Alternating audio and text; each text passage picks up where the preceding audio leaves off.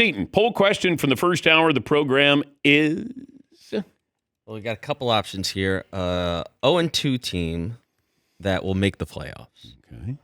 We have many, many options here, unfortunately. Okay. This is a tradition, a time-honored tradition of the Tuesday after the Monday night games, week 2, the 0-2 teams. Accurate. Okay. So we can start in the AFC All if you want, so we can categorize this a little bit. All right. We have Jets, Dolphins, Chiefs, Browns, Texans, Titans. That's a wide array of teams right there. Anybody not picking the Chiefs in here? Although Seton doesn't think they're making the playoffs. Okay. I'm riding with that. Okay. Texans, boy, that's a weird, I don't know, it's a weird feeling. Because it felt like we got our guy, we got our quarterback, we got our coach, we got some defensive players, a couple of skilled position players. Now, they got a couple of injuries there with Mixon and Dell. And you're in a winnable division, as they've proven. But C.J. Stroud last night did not look crisp. He looked choppy. A little choppy. Well used. Yeah, he looked choppy. That's a game you got to win.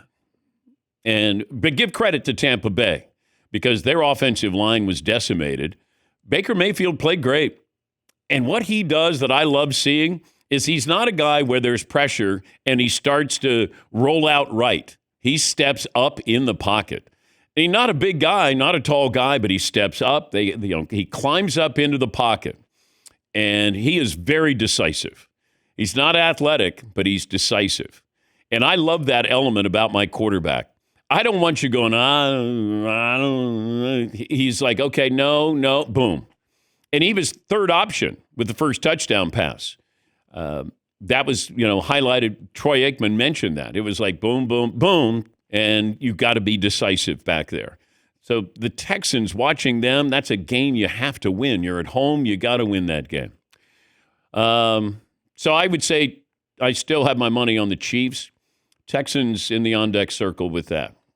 It kind of feels like, after the Chiefs and maybe the Texans, it really drops off that list, though. I have a hard time seeing any of those teams make the playoffs. Baker Mayfield with the touchdown pass, 59 seconds to go. The first Bucs quarterback to open a season with game-winning drives in consecutive games since 1980. Doug Williams.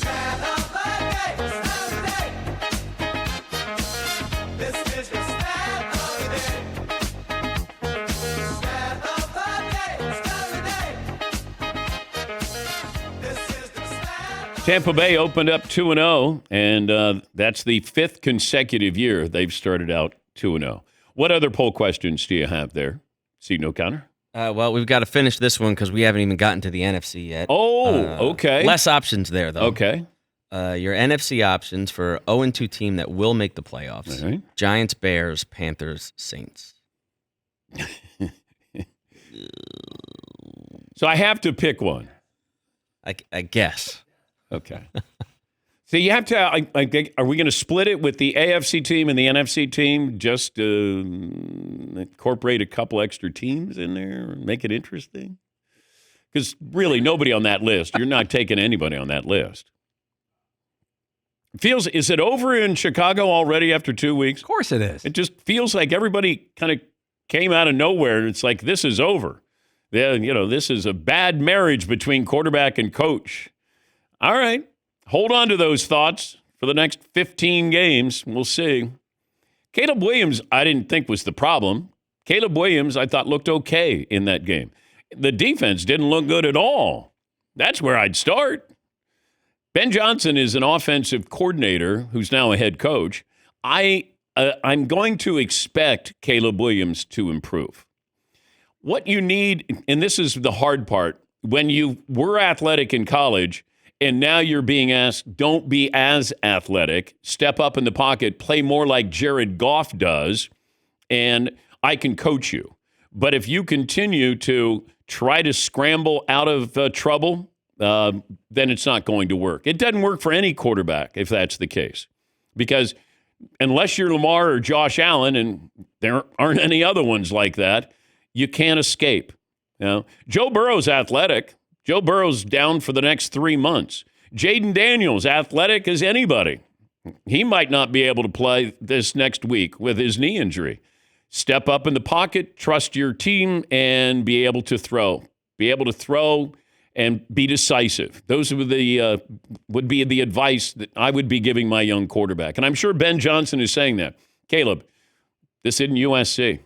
You're not going to escape the pressure. And the more you run around, the more likely it is you either get sacked or you throw in an interception. Let's live to, call another play here. But I still expect the Bears to be dangerous. Well, they might be dangerous. I'm not ready to move on to next year because Paulie's like, head down a little bit. And I said, hey, come on, little buckaroo. Keep your head up. Well, I'm not jumping off cliffs and saying Ben Johnson will be a failure like some. Yeah, well, it's a hot take. Piping hot.